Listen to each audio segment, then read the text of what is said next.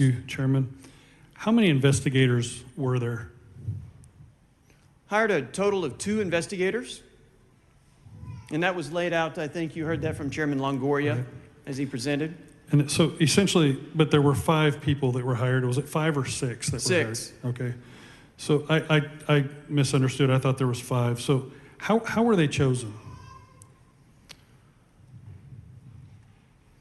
The active goal was to look for folks that had experience, especially in public integrity matters, white-collar crime, and preferred to have experience gathering information with a keen eye of whether or not any criminal conduct occurred, because that was the basis of the allegations in the whistleblower lawsuit.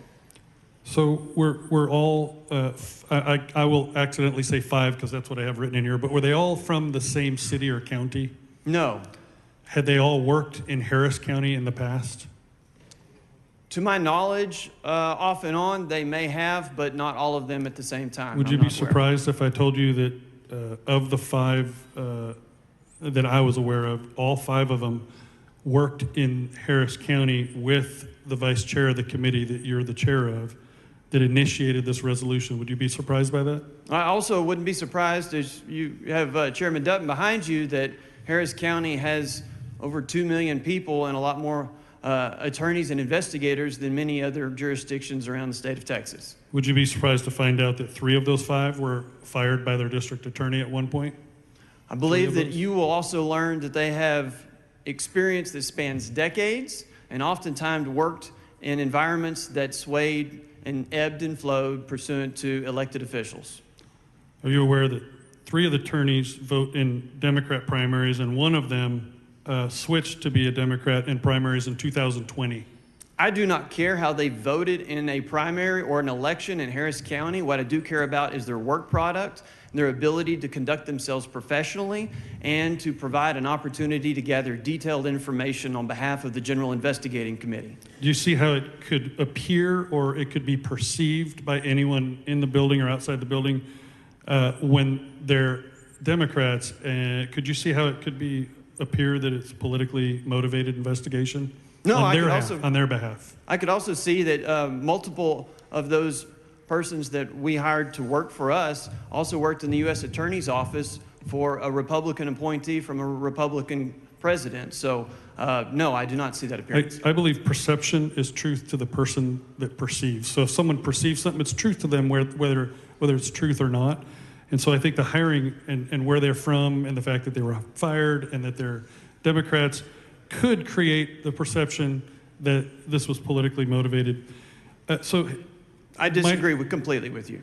So my understanding is that they did not reach out to anyone in Attorney General Ken Paxton's office, not from the highest levels or the lowest levels during their investigation. Is that correct? So as I explained earlier, and you've heard other explanations, in February, Mr. Paxton and members of his staff appeared before the Appropriations Subcommittee and requested $3.3 million to fund a settlement, but declined to provide any additional information. Now, I do know, and we've heard explanation, that a almost 400-page document was produced on their website in defense of that lawsuit, and that's where things were. So, so none of them were talked to since March when this investigation was initiated? No, sir. We began with the whistleblowers to learn more information about the claims that they had made in their lawsuit. So we've had a couple of impeachment proceedings over the history of Texas, and in both of those, the opposing party was talked to. As a matter of fact, let's just talk 1975. In 1975, they had 70 to 90 hours of open testimony in meetings. You had 1 day. And those hours that were given, anyone could go watch them and listen to them, and both sides were afforded the opportunity to say their side. In the 1917 case, I believe, they were on the floor in a committee of the whole, and the chairman was asked questions by committee members. The reason I'm saying all this is there's no testimony. As a matter of fact, the AG's office tried to go to your committee on the 24th and were not allowed. That's concerning for me. Can you explain why Attorney General Paxton's office was not contacted, not allowed to testify on their own behalf. You've got a lot in your questions, so if you'll give me a little Yes. latitude here to try to address several different topics. So Thank you talk about 1917, you talk about 1975. In 1917, it involved a recently resigned governor who's no longer in office.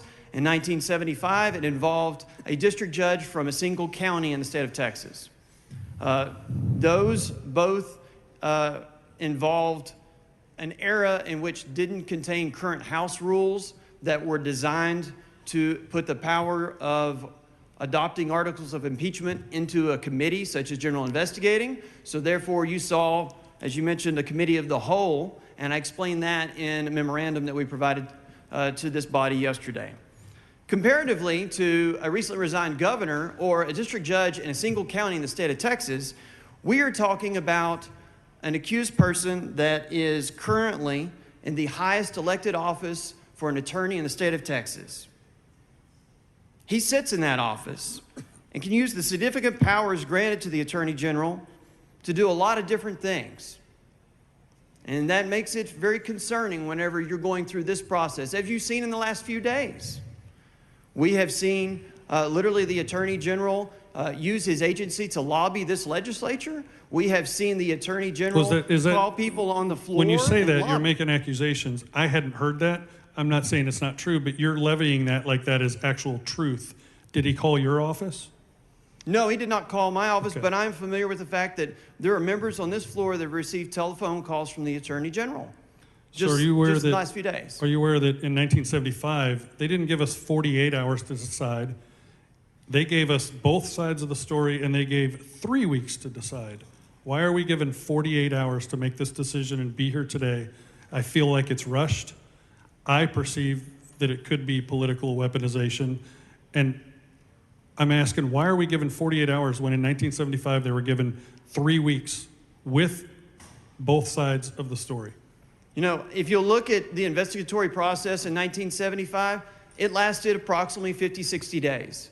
And so I appreciate the fact that for you it seems sudden and rushed, but for the purposes of the committee, we have been working on this since February, whenever this legislature was asked to spend taxpayer dollars to fund the settlement of a whistleblower lawsuit. Why didn't we know about that till now? And this committee's been working since March, and the culmination of our work was placed and downloaded into a very long and lengthy, detailed public meeting, which the video is publicly available and the transcript is publicly available. So why weren't we, as members, not apprised of what was being investigated for 2 months when historically the members know? The public knows. As you are well aware, the House rules, committee rules, and actually sections of the government code place the authority to do investigation with the General Investigating Committee. And in some instances, as you're well aware, that is done in the confidence both to protect those that raise concerns, protect the process for as witnesses go, and to protect the end result, which is providing evidence and information. So let's compare two investigations without names. There was matter A and B. In the matter that we disposed of earlier this month, the opposing party, the party that was being blamed for something, was asked to testify, as were the people in and around this individual's office. So both sides came and testified to you, or were given the opportunity. Can you tell us why in this case they weren't allowed to, but in the other case that was disposed of this same month, the other case they were allowed to and asked to? I understand, and respectfully, you're comparing an apple and an orange. So when you talk about matter B, talk about a process that involved written complaints of workplace misconduct. That is addressed in the housekeeping resolution, in the House rules, and the committee rules. And it's handled in a very special and specific way. And that is not necessarily the same framework in which we're talking about the articles that we have before us today, which involve also committee functions, but they can be derived in the government code as well as our House rules, but in different sections. So I believe that they're both also similar in the fact that we removed a duly elected state official from their seat, and this is potentially what's going to happen to this individual. So I see large similarities.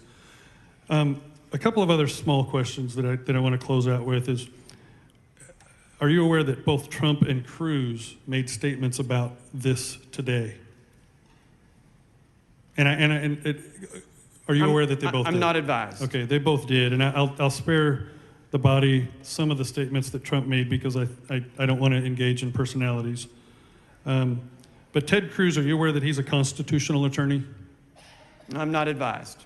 He is, and he basically talks about the swamp once this individual moved out of their office, and he's showing full support for the Attorney General.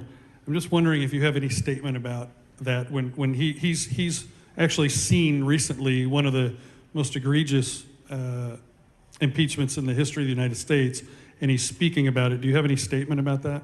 I would only direct he and members of the public to go and watch the video of our investigators and attorneys providing detailed information to the committee and/or read the transcript that's publicly available. So my last question is, how much did these investigations cost us? Because we were never made aware. We weren't asked about it. Just can you give us an estimation of what was spent to conduct these investigations? I am not advised of that. Okay, thank you for being respectful, and I appreciate you, sir.